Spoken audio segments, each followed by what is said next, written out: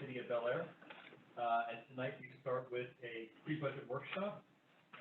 We have 5 members of council present, with Councilmember Pappas, or Mayor Pro Tem Pappas, not joining us tonight, and I understand Mayor Freeburg may join us telephonically later.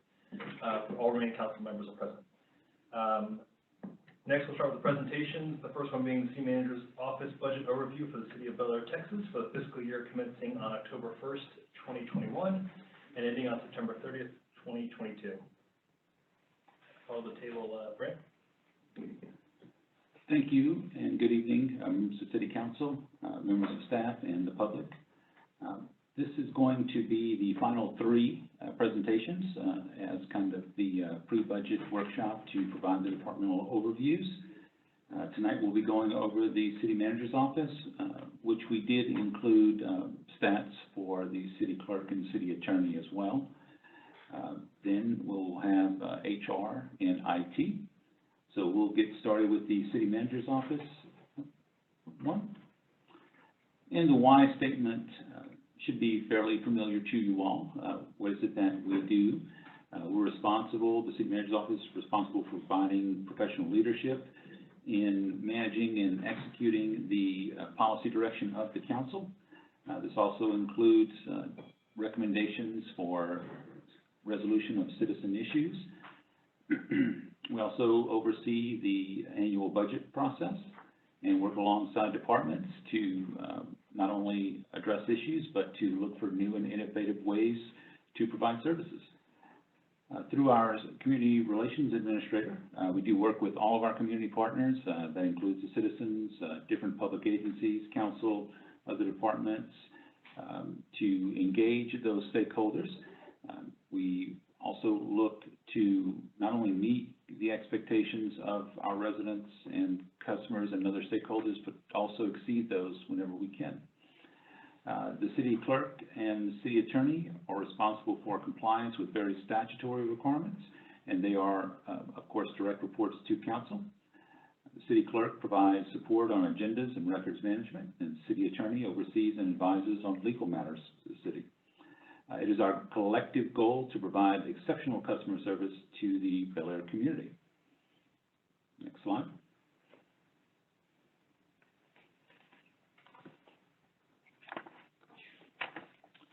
So who does the City Manager's Office serve? As mentioned, it serves City Council, City Departments, the various boards and commissions, as well as Bellaire residents and other stakeholders. What does the department do? It's responsible for enforcement and administration of city, state, and federal policies and procedures, oversight of day-to-day city operations, as mentioned, budget development and strategic planning initiatives, emergency incident command, planning, and the PIO function, community and public relations, and as well as communications. And I'll pause here for a second to introduce Ms. Cheryl Brant and allow her to go into a little bit of detail on our communication platforms. Good evening. So I just wanted to give you a brief overview of our communication platforms that we have here in the city. So we, of course, we use the City of Bellaire website to push all of our information out. We have our Notify Me, with our Bellaire News and Information notification system. We have our Prepare Bellaire notification system, which is for our emergency information, for emergency management, and also emergent information. Like the emergency management would be during our EOC activations, sending out that type of information. The emergent information would be that information similar to fishing out a like a water main leak, or there's going to be a repair to something related to your street. We also have many social media platforms. That includes Nextdoor, Facebook, Instagram, Twitter, and we also have a YouTube channel. And we post our homemade videos on our YouTube channel. So I encourage you to check those out at some point. Thanks. Thank you, Cheryl. And as we mentioned, this area does, through the City Clerk and City Attorney, handle agenda and records management, as well as advice and consultation on legal matters. Next slide, please. And so just to kind of reiterate, both the city attorney and city clerk are direct reports to council. And I am serving as interim city manager. The assistant city manager position is listed there as well, along with Cheryl's position and who I'm sure you all know, Raquel's position as executive assistant. Next slide. And so what we did, we combined the budgets for the city manager's office, city clerk, and legal budgets to encompass all of the functions that we discussed. And so you'll see that overview here of the FY19 actuals, 20 adopted, 20 actuals, and FY 2021 adopted. And at this point, we'll go to the next slide, and I'll let Cheryl run through our performance indicators. Right, so, throughout this year, we've had the ICMA performance indicators kind of as a theme for each of our departments, so we each track different indicators. So, under the city manager's office, we are basically tracking the type of demographic-related indicators for the city. So most of this information comes from just a general census information and from our city budget. We track population density, overall expenditures, and just different median household income, those types of census demographics. We can go to the next slide, please. We also track these, just population, square miles, area land served, things like that.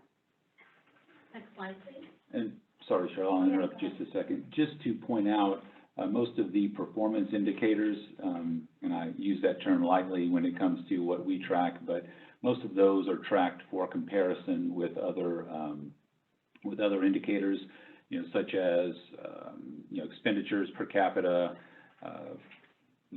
park open space per or as a percentage of the total land of the city, that sort of thing. So a lot of those are out of our control, so to speak, but they do serve a greater purpose when looking at our overall operations. Brant. I also wanted to give you a brief overview of our management projects that we track here in the city manager's office. This year we began our ICMA performance measure project. We're also working on the online customer relationship management platform. We're currently in the process of developing that. So that's going to be another mode of information and engagement with the resident. We're very excited about it. That's on track to be released in September. We created the city reporting and financial transparency page, the CRAFT page, in alignment with the Texas Comptroller's Transparency Star program, and we were awarded a Transparency Star for our traditional finances. We're currently awaiting feedback on our application submission for the debt obligation page that we've created. So that's going to be an ongoing project as well. We also completed the Harris County CARES Act Small Cities Program. That was completed early on in this fiscal year. And we were awarded $1.04 million as a reimbursement for COVID-related expenses. So coming up in FY22, we've identified these different management projects. On the docket is a city website redesign. And with this redesign will be an in-depth content and website navigation review. So we're very excited about that. We have the American Rescue Plan Act program. We're going to be following that very closely, and we'll keep you updated. Also identified a Bellaire New Business Welcome e-packet. So that's going to be a collaboration with the Bellaire Business Association to create a new business welcome packet. So I'm excited to work with the Bellaire Business Association as a community partner for that project. And we're going to look at our employee commitment statement, that large statement that we have out on the wall outside. We're going to look at it and try to refresh it and bring in some, new perspective to the employee commitment statement this year. Thank you, Cheryl. And finally, just some of the things that that we're looking at as we kind of move into the next budget year. We're looking at the Bellaire Citizen Academy, saying refresh there, and what we're trying to do is to look for opportunities to, I guess, make the most of the effort that we're putting into programs such as the Bellaire Citizens Academy. And so you see a Bellaire Youth Council listed there, aside from a couple of of maybe outside meetings. I think one of the thoughts we have is to kind of incorporate that into the Bellaire Citizens Academy program, and then also the candidate orientation process. As we move through that, for those potential candidates that are out there that have not had a chance to participate in the Bellaire Citizens Academy program, we feel that that is certainly an opportunity that we want to make sure that we extend it to those potential candidates if they haven't gone through it originally.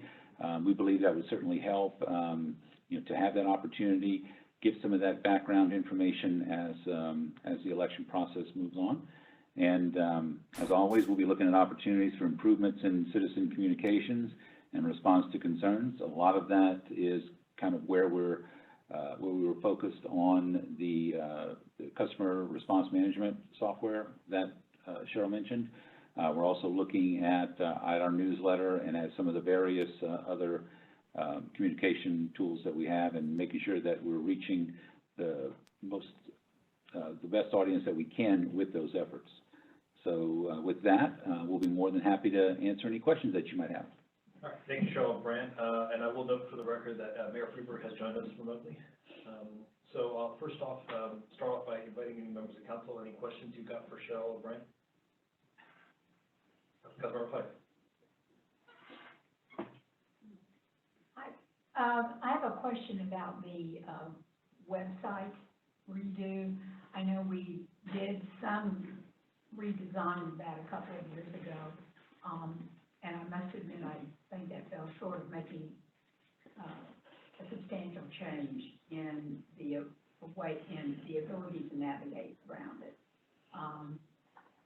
I'm hoping that this time perhaps we might make it a little more linear and a little more common sense for our citizens who are not techies, and I think that's most of the citizens of Bellaire.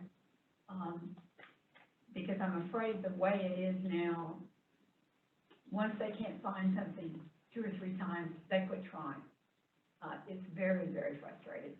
And I hope that we might look at some of the other websites around in cities that are relatively close to us and that are much easier to navigate. Because if the website is not able to be used by our average citizen, it's useless. I mean, if the only people who can navigate it are city staff, that's not good. No. And right now, I talk to people on my street, and they go, "I tried, I can't find anything, I quit." So, I think we need to be very cognizant of who our target audience is with the website. Thank you. And I'll just add to that, we'll certainly, accept feedback from you all. If you have, specific residents that may have come to you about it, that have some ideas, we're certainly, open to receiving that and incorporating that into the process. I know we've had conversations with a few of you on that. Councilmember Wesley, we visited on that, and I think, there are some opportunities for us to make some noticeable improvements. This is a process that our current vendor is providing us with.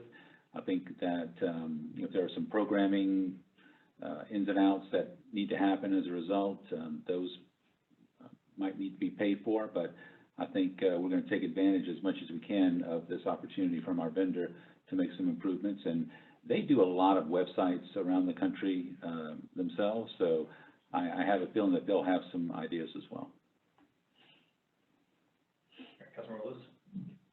Yeah, I just wanted to second that. Thank you, Councilmember Fife. And add that it's not just the people who aren't tech savvy who can't get around the city website. I think I have tons of experience in technical things, and I can't find anything. I would add in particular, the search engine needs to work. It just absolutely does not work. Thank you.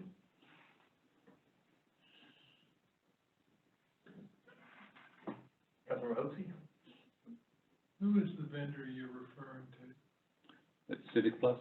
That's right. Civic Pardon? Plus. Civic Plus? Civic Plus. Yes, sir.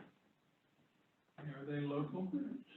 I don't believe so. I believe they're nationwide. I don't know where their office is, but they're nationwide.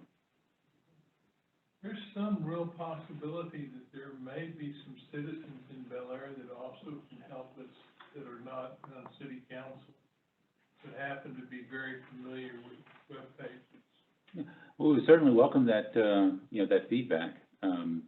The platform that we're on, gives us some good flexibility, so, we would certainly welcome, you all When you say refer. what platform are you on?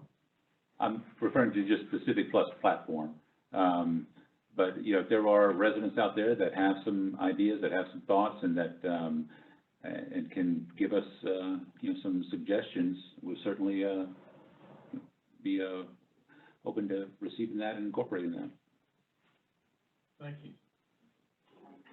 If I may say, I would like to incorporate, resident citizen feedback in the website redesign process, so, and that will be a long process next year. Anyone else? No, Councilmember Lewis. Other questions with regard to those slides. With the American Rescue Plan, has the council voted to accept those funds? I don't believe there's a vote that's required, Okay. but You we went are, through that and make sure there's no yes, we have, flags in there. we have gone through that. Gotchas. I can't say the same about, some of the other pending legislation out there that you and I have discussed, Uh-huh. but, in looking at, the American Rescue Plan, it's fairly straightforward, and what we'll need to do is, during the budget process, talk about how we wanna use that, look at that, and obviously, if council decides that, that they don't, for some reason, that's certainly an option as well, but, I have not seen anything that, that would give me, a pause at this moment. Well, thank you for being thorough. The other question, way high up on the list, on my questions is it true then that there are really only 3 employees in the city manager's office plus Alan and Tracy? Total. Depends on how you look at the city manager's office. There are departments, that are within the city manager's office, like HR, IT, but we're looking at those separately. But in terms of just the administration, city manager's office function, yes, that is correct. Just the 3 of you? Yes, now, there is a receptionist position that we don't normally include, in that, but I'm not sure where it's located in the budget, so I may, owe you an apology on that. It's included in the city manager. Is it? Oh, okay, so then my apologies, we should have listed that receptionist position as well. Okay, thank you. All right, and just briefly, Cheryl, I want to quickly compliment you. I know a couple of years ago, a regular complaint I would hear, was not sure the level of communication in the city, how good we were at reaching out to people on time about things in the city. I don't hear that, anymore. That doesn't mean that there aren't some people who still have that complaint, but I want to compliment you and the role that you fill in the office and how you've improved that function from the perspective I've got. Thank you. All right, if there's, Councilmember Price. I think 2 of the best things we have are the Prepare Bellaire, and our Notify Me. But I find some people are confused about what each of those does. And I'm not sure exactly how to do it, but I think perhaps it would be nice to have a campaign to get more people signed up for those and understand what they are. Once again, I use my street as a guinea pig, and I have a lot of people who say they don't know which is which. So I text everybody, but, and I'm happy to do that, but not everybody has somebody on their street who has everybody's phone number and can text it. So, I would like to see us figure out a way to make people understand more what those can do for them and get them signed up. Thank you. Thank you. There's nothing further. Thank you, Cheryl. Thank you, Brant. The next order of business